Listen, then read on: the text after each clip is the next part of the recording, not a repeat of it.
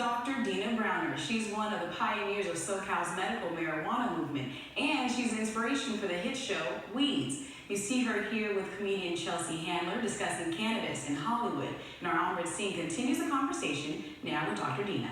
That's right, I'm sitting right next to her. Dina, how's it going? Excellent. Thank you. There's nobody deeper in the medical cannabis game, dispensaries than you, and I know Snoop Dogg agrees with me. That is right. I'm board certified by Snoop Dogg. That's right, to get to a high designation to get. It is. No pun intended. So tell me right now, when you saw that last piece, I mean, we're talking about the research that's yet to be done in the medical frontier. Mm-hmm. What do you think is left to be done? Where can we go with this? Well, I think that until the federal government actually deschedulizes cannabis, we really can't study what we really want to study. We're kind of stuck in this box. We're starting to do amazing studies right now, getting great results.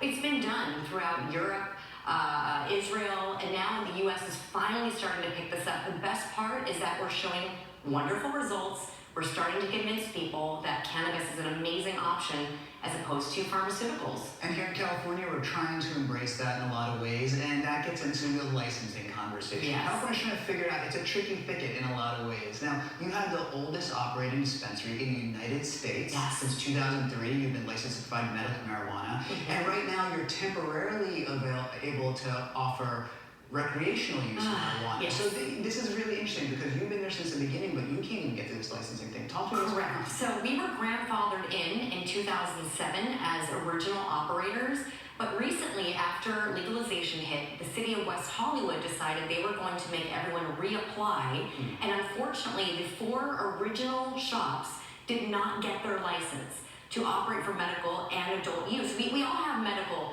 and we will be able to serve adult use until further notice. The city council is still figuring it out.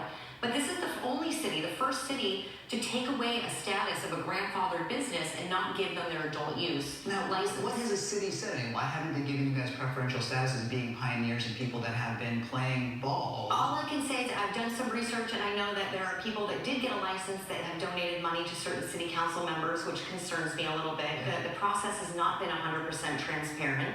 And we don't really know, because when we're applying for something that's brand new, how can we really be ready to, for example, we needed to know how to handle returns. If a product came back, a batch was bad, how do we handle a product recall? Right. Well, it was never done before, so how do you actually prepare for that?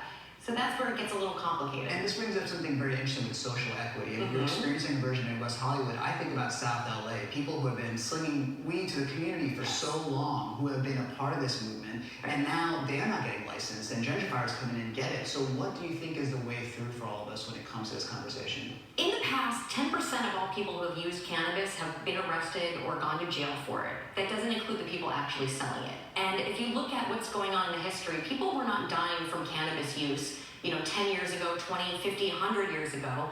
Now we're very regulated and we're tested by laboratories, so we know it's safe, even though it was safe before.